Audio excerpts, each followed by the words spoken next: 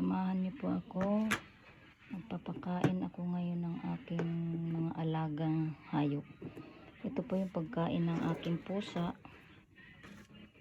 At ito naman po ang pagkain ng aking aso. Ngayon po nagbabad na po ako ng ipapakain ko sa tanghalian. Ayan, binabad ko na po yan. At ito po yung ulam nila na kasi ayaw po nilang kumain ng walang lasa ang kanilang pagkain. Kaya yan, bumili po ako ng nilamas ko po, malinis naman po ang aking kamay para po iyan ay lumasa. Ayan po. Papakita ko po sa inyo yung mga pakakainin kong aso. Ayan po. Gugas lang po tayo ng kamay.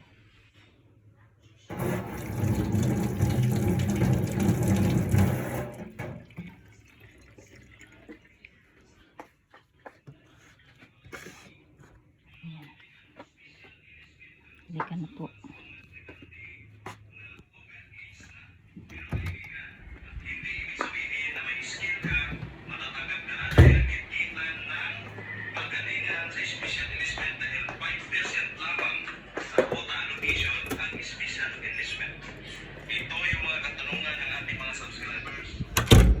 Nasa kabila po kasi nasa kabilang bahay po ang aking pakakainin.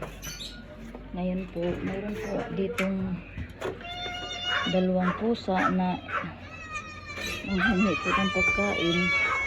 Wala po nagpapakain sa kanila. Naawa naman po ako. Ayan,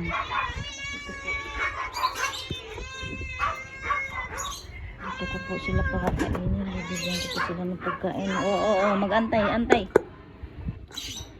Dito. Ayan po. Nakakaawa naman po kasi nag-aantay po sila dito sa labas ng bahay namin. Ayan.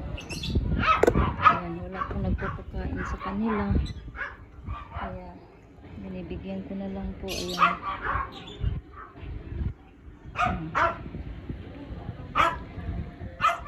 Sige, kainin nyo na yan.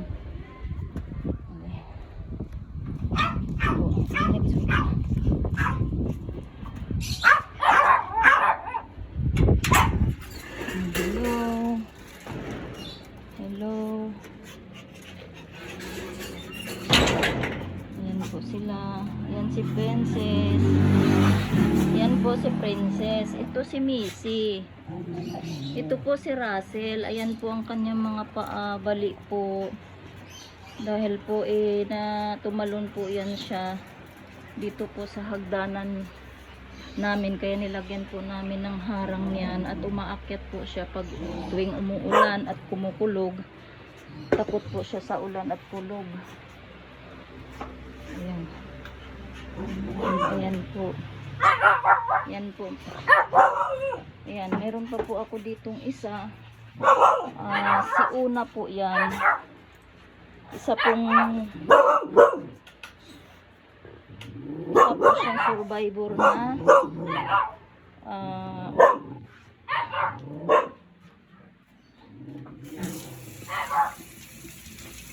parbo. Nagkasakit po siya ng parbo. Siya nakakaawa po siya kasi lawit po ang kanyang dila. At hindi na po yan siya nakakakain na mag-isa. Ang ginagawa ko po ay sinusubuan ko na lang po. Ayan. Ayan po siya. Ayan po. Ito po si Princess. Senior na po ito. Malabo na ang paningin. At mahina na ang tainga. Matanda na po kasi. At ito naman si Missy, magkaedad lang po itong tatlo. Kaya si Missy, malakas pa po siya, hindi gaya ni Princess na mahina na po siyang kumain, mahina na po siyang makarinig, malabo na po ang mata.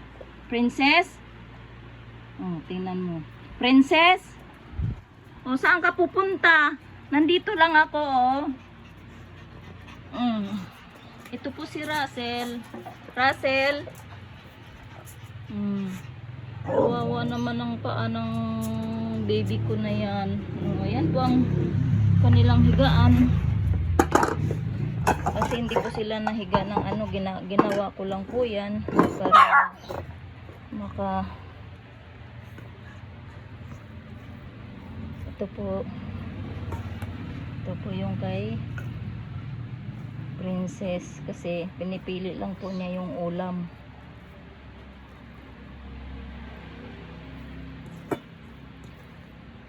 Kay Russell,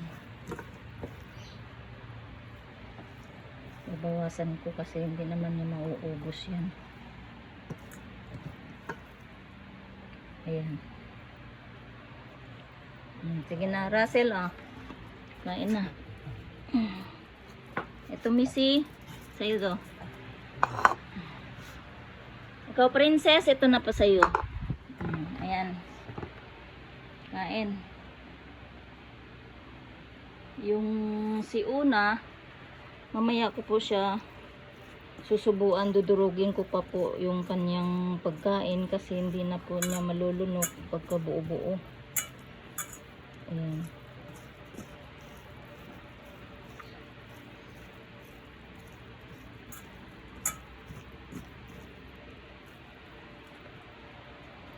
Ang edad po ng aking mga alaga na ito, yung tatlo po, magkaedad lang po yan. Sila po ay 13 years old na po sila. Yan. Shih Tzu po ito. Dalawang Shih Tzu, kaya lang pag summer po, kinakalbo po namin sila kasi hindi na po nila kaya yung mahaba ang buhok. Nagsusugat po sila, kaya tuwing summer humaba na ang buhok nila ay ano nangyari Princess? Kinakalbo na namin sila. Nasanay na po sila sa kanilang buhok na ganyan. Missy, Missy, Missy. Good girl yan si Missy. Masarap Princess. Princess, masarap. O tingnan mo, ang kalat mong kumain. Ay si Russell ang winner, very good talaga si Russell. Very good, ubos na. Princess. Ayan po. Mabait po yan si Russell. Mabait yan, kaya lang bali yung kanyang dalawang paa. Ayan. Hindi na po namin siya dinala sa doktor nung nabali yan kasi baka hindi na rin niya kayanin, matanda na rin po siya. Princess, ubusin mo yan, kita mo. Kita mo si Princess, hindi na naman niya inubos yung pagkain niya, pinili lang yung ulam.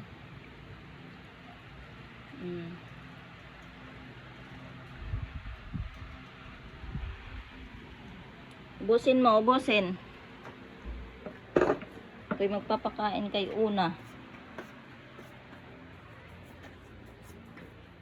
Ito. Kailangan ko siyang sirain.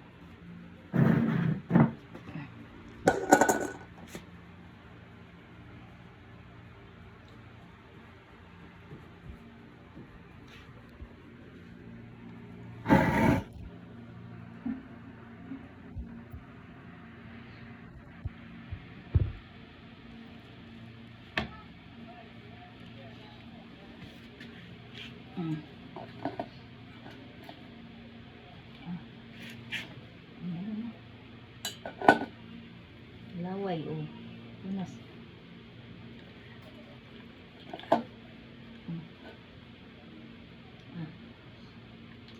Ayan po, ganito po siya pakakainin. Ito yung pinapakain siya kasi hindi na po siya nakakakain mag-isa.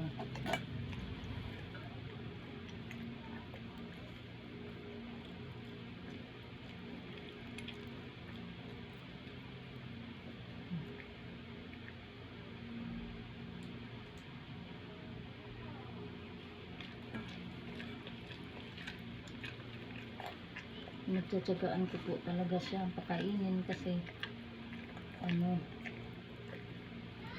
mamamatay po siya pagka kawawa naman po. Hindi na po siya ang